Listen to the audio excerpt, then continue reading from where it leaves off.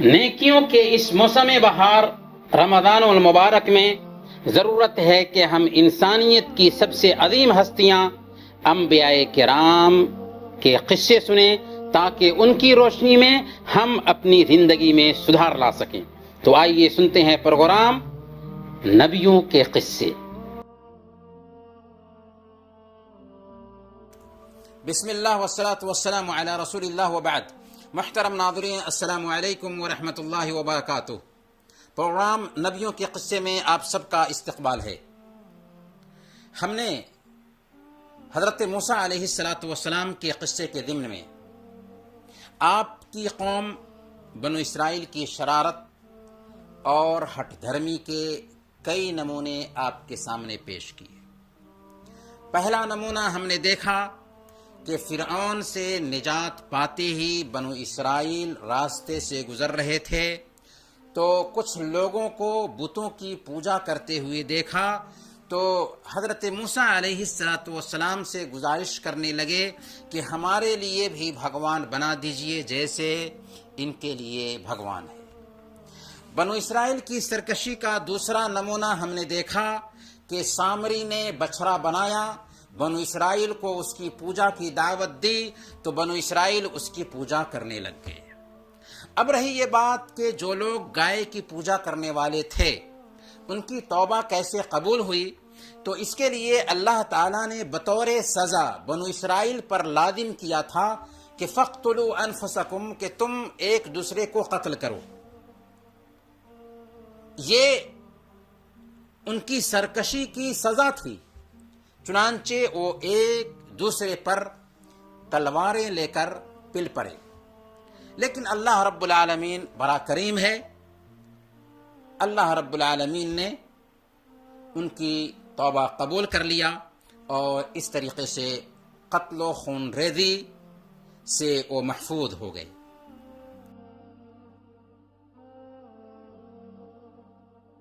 محترم ناظرین، بنو اسرائیل کی سرکشی کا تیسرا نمونہ یہ ہے کہ انہوں نے اللہ کی شریعت سے تمرد کیا۔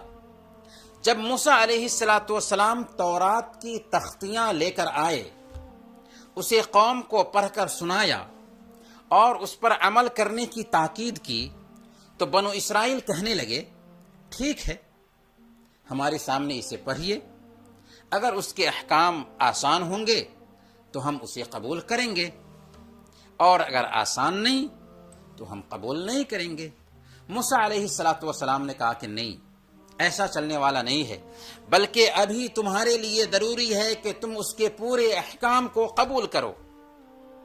بنو اسرائیل ضدی قوم تھی، ماننے کے لیے تیار نہ ہوئی، تو اللہ تعالیٰ نے پہاڑ کو حکم دیا جو ان کے سروں پر بدلی کے جیسے آ گیا، اور ان سے کہا گیا کہ اگر تم تورات کے سارے احکام قبول نہیں کرتے تو یہ پہاڑ تم پر گر جائے گا۔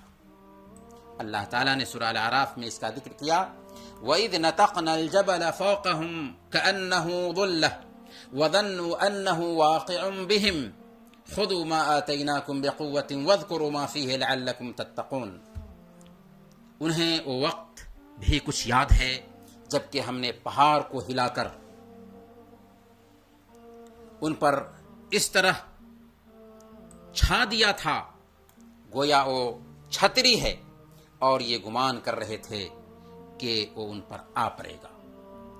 اور اس وقت ہم نے ان سے یہ کہا تھا کہ جو کتاب ہم نے تمہیں دی ہے اسے مضبوطی کے ساتھ تھام لو، اور جو کچھ اس میں لکھا ہوا ہے اسے یاد رکھو، امید ہے کہ تم غلط روی سے بچے رہو گے۔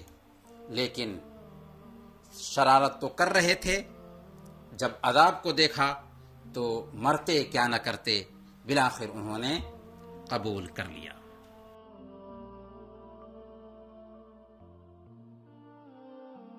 محترم ناظرین، بنو اسرائیل کی سرکشی کا چوتھا نمونہ یہ ہے کہ انہوں نے اللہ کو کھلے طور پر دیکھنے کا بھی مطالبہ کیا۔ موسیٰ علیہ السلام کی چاہت تھی کہ بنو اسرائیل اپنے عمل سے پورے طور پر توبہ کر لیں اور سدھر جائیں۔ اس کے لیے حضرت موسیٰ علیہ السلام نے ان کے 70 علماء کو چنا اور انہیں لے کر چلے۔ جب پہاڑ کے پاس پہنچے تو اللہ تعالیٰ نے موسیٰ علیہ السلام سے کلام کیا، جسے 70 لوگوں نے سنا، لیکن یہ چیدہ لوگ بھی باقی لوگوں سے کچھ کم نہیں تھے۔ کہنے لگے، یا موسیٰ لن نؤمن لک حتی نری اللہ جہرا، موسیٰ ہم آپ پر ایمان نہ لائیں گے جب تک کہ ہم اللہ کو کھلے طور پر دیکھ نہ لیں۔ ہر دھرمی کی انتہا دیکھیے کہ اللہ کو کھلے طور پر دیکھنے کی مانگ کرنے لگے اور شرط رکھی کہ ہم تب تک آپ پر ایمان نہ لائیں گے جب تک کہ ہم اللہ کو اپنی پیشانی کی آنکھوں سے دیکھ نہ لیں۔ حالانکہ ان ظالموں کو کیا پتا تھا کہ انسان کی دنیاوی آنکھیں اس امر کی متحمل نہیں ہو سکتی کہ اللہ کو دیکھ سکیں۔ اللہ نے ان کو اس کی سزا یہ دی کہ سب پر ایک بجلی گری اور سب کے سب مر گئے۔ بعض مفسرین نے اس حوالے سے لکھا ہے کہ بجلی گر کر مرنے والے بنو اسرائیل کے 70 علماء وہی تھے جنہوں نے بچھڑے کی پوجا کی تھی یا لوگوں کو بچھڑے کی پوجا کی ترغیب دلائی تھی۔ برکیف موسیٰ علیہ السلام کو ان 70 لوگوں کے مرنے کے بعد بہت افسوس ہوا کہ جب چنے ہوئے لوگ سرکشی کی وجہ سے مار دیے گئے تو باقی لوگوں کا کیا حال ہوگا اور انہیں ہم کیسے جواب دے سکیں گے۔ چنانچہ حضرت موسیٰ علیہ السلام نے اللہ تعالیٰ سے دعا کی کہ انہیں معاف کر دیا جائے۔ چنانچہ اللہ رب العالمین نے ان کو معاف کر دیا اور دوبارہ زندہ کر دیا۔ چنانچہ وہ واقعی دوبارہ زندہ ہو کر اپنی قوم کے پاس لوٹ کر آئے۔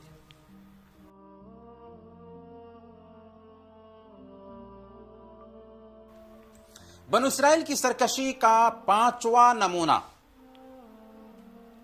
چچا کے قاتل کی توبہ کا وہ قصہ ہے جس کا ذکر سورہ بقرہ کی آیت نمبر 38 سے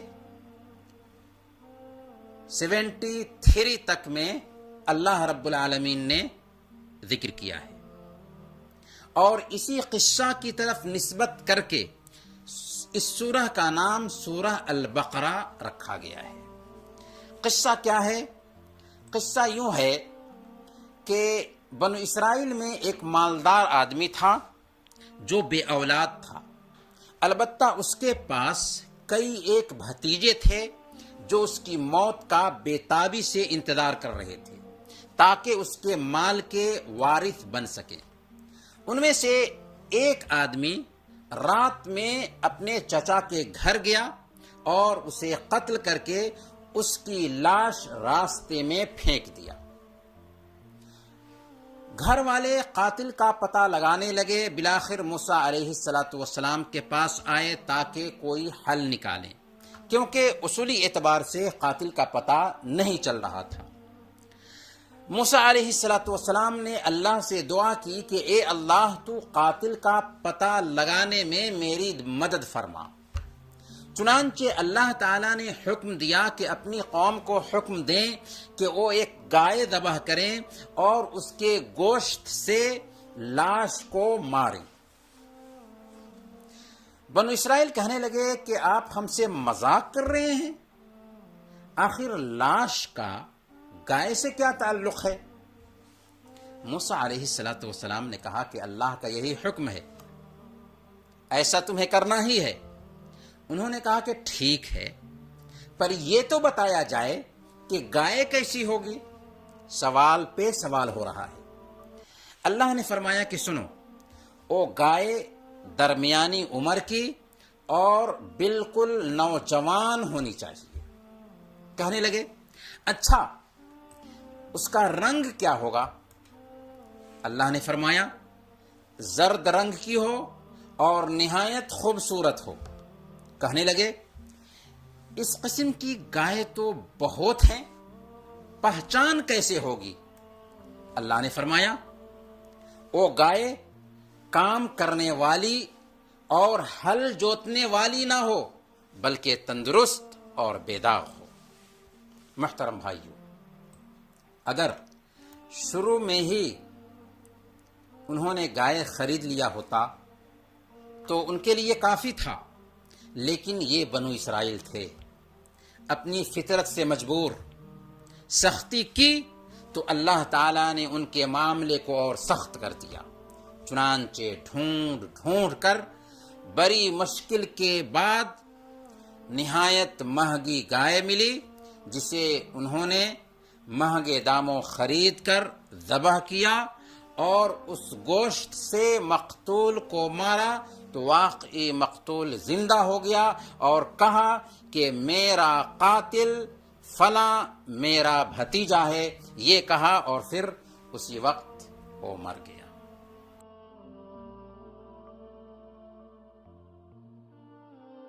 محترم ناظرین، بنو اسرائیل کی سرکشی کا چھٹا نمونہ یہ ہے کہ ایک دن موسیٰ علیہ السلام کو اللہ تعالیٰ نے حکم دیا کہ بنو اسرائیل کو لے کر بیت المقدس جائیں اور عمالقہ سے بیت المقدس کو آزاد کرائیں۔ حضرت موسیٰ علیہ السلام نے جب بنو اسرائیل کو اللہ کا یہ پیغام سنایا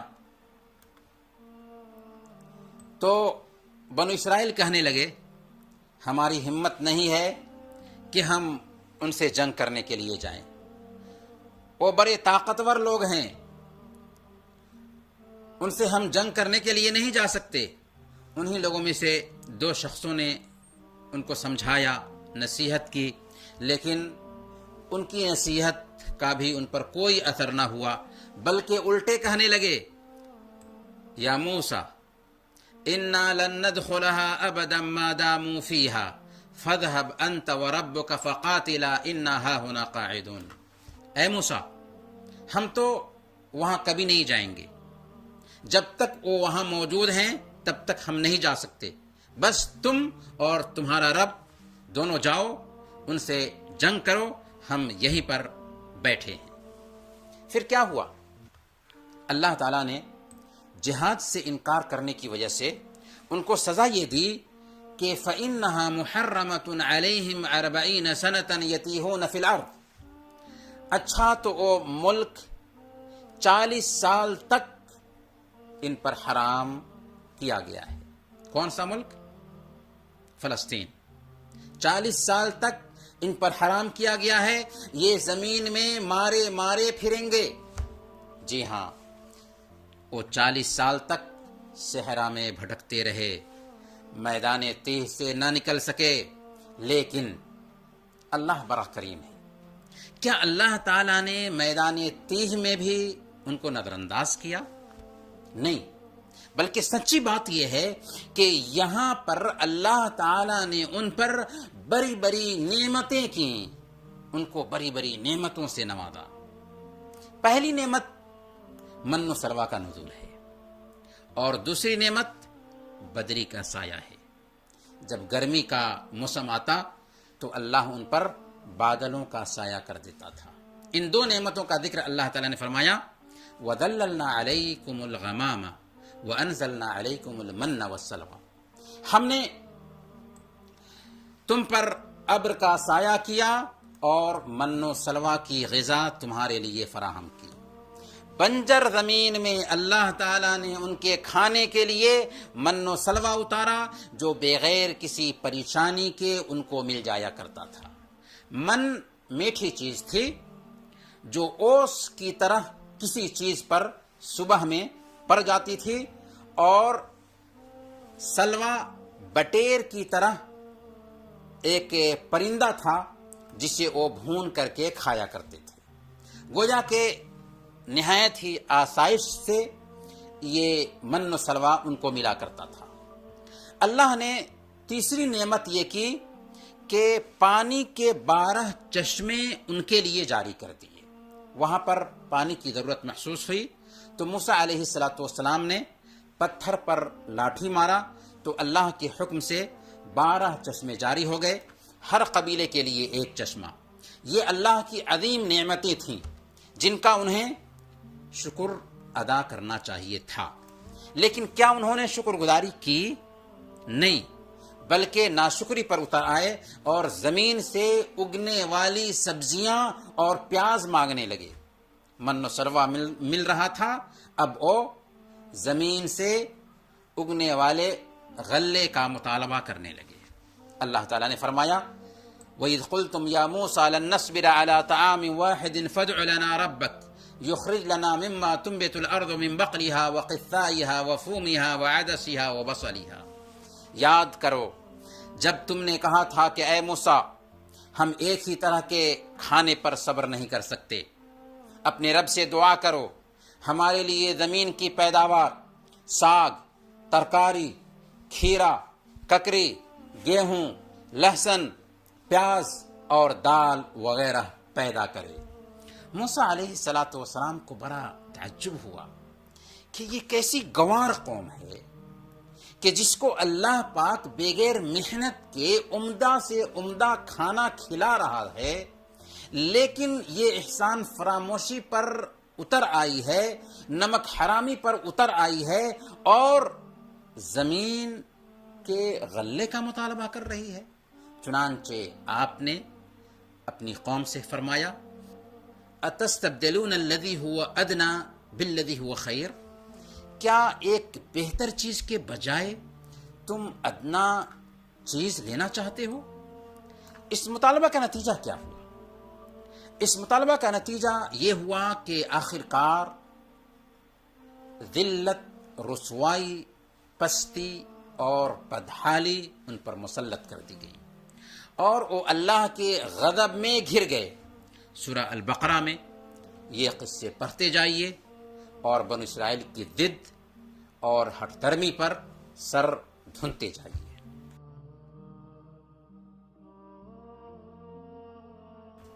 محترم ناظرین، بنو اسرائیل نے موسیٰ علیہ السلام کو بڑی اذیت پہنچائی۔ ایک مرتبہ اللہ کے رسول صلی اللہ علیہ وسلم نے ایک شخص سے زچ ہو کر موسیٰ علیہ السلام کا حوالہ دیتے ہوئے کہا تھا یرحم اللہ موسیٰ قد اوذی باکثر من هذا فصبر۔ اللہ تعالی حضرت موسیٰ علیہ السلام پر رحم فرمائے کہ ان کو اس سے زیادہ بھی اذیت دی گئی لیکن انہوں نے صبر کیا۔ حضرت موسیٰ علیہ السلام بڑے شرمیلے انسان تھے۔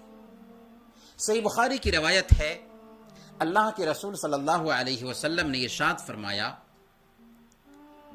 کہ حضرت موسیٰ علیہ السلام بہت شرمیلے اور حیادار تھے۔ ان کے شرم و حیا کے سبب ان کا کوئی بھی آدمی بدن نہیں دیکھ سکتا تھا۔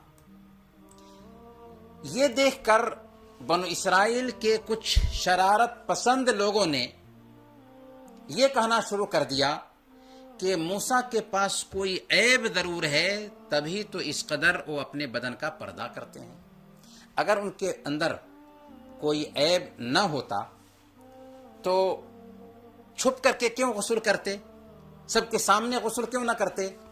اللہ نے چاہا کہ آپ کا بے عیب ہونا ظاہر ہو جائے۔